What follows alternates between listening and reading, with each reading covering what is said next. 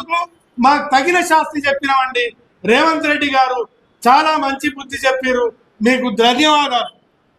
ఇంకో విషయం ఏంటంటే 22 నెలల నుంచి ఒక్క రూపాయి రాలేదండి. నేను మే నెల 2024లో రిటైర్ అయినా. నేను మే నెల 2024లో రిటైర్ అయితే ఇంతవరకు ఒక్క బిల్లు రాలేదు.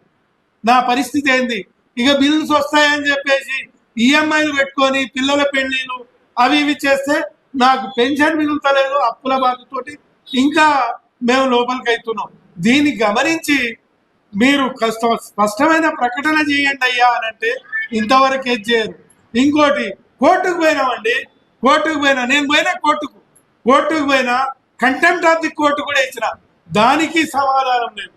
ఏదీ లేదు, ఎక్కడ లేదు. ఇది ఏం రాజ్యం అంటే ఇది రేవంత్ రెడ్డి రాజ్యమే అనిపిస్తుంది, ఇంకేం లేదు.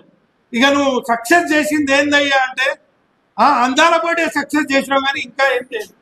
అందాల పోటీలకైతే పైసలు వచ్చినాయి, మరి మా పైసలు పెట్టి నువ్వు అందాల పోటీ నిర్వహిస్తానికి ఉండదా? మా పైసలు మేము జీపీఎఫ్లో దాచుకున్న పైసలు, ఇంకా ఇతరత్ర దాంట్లో దాచుకున్న పైసలున్నాయి. నువ్వు అందాల పోటీకి నిర్వహిస్తే మా పరిస్థితి ఏం కావాలి? మా పరిస్థితి ఏం కావాలి? మేమేమో కడుపు కట్టుకొని మేము దాచుకున్నామండి. ఆ పైసలు తీసుకుపోయి నువ్వు వేరే వేరే సంక్షేమ పథకాలాపన మీకు మీ ఏ యాభై ఇయ్యను. ఇది ఒక ముఖ్యమంత్రిగా సమాధానాలు ఇస్తున్నాం. ఇదొకటి. ఇక మా ఉద్యోగ మిత్రులు, జేఏసీ నాయకులు మా దృష్టికి రాలేదు. అరే మీ దృష్టికి తెలంగాణ అట్టడుగుపోతుంది మా రిటైర్మెంట్ ఎంప్లాయీస్ కొరకు అని అంటే మా దృష్టికి రాలేదు. మీరు ఆవేశపడకండి, మా దృష్టికి తీసుకురండి అంటే నువ్వు లూప్ లైన్ పెట్టి నువ్వేమన్నా పైరు చేసి ఇప్పిస్తావా? మాకు రావాల్సిన పైసలు మేము అడుగుతున్నాం. మీ దక్షిణ్యం వద్దు.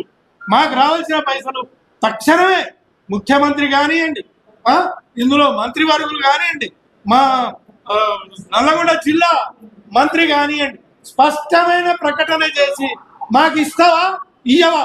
ఇయ్యనంటే చెప్పవయ్యా, ఇయ్యనంటే చెప్పు, నేను ఇయ్యలేను అని చెప్పేసి. కానీ ఒక స్పష్టమైన ప్రకటన చేస్తే ఈ ఆందోళనకు గురి కాకుండా మేము ఉంటామని తెలియజేస్తూ మీడియా మిత్రులకు అందరికీ ధన్యవాదాలు తెలుపుతూ ముగిస్తున్నానండి.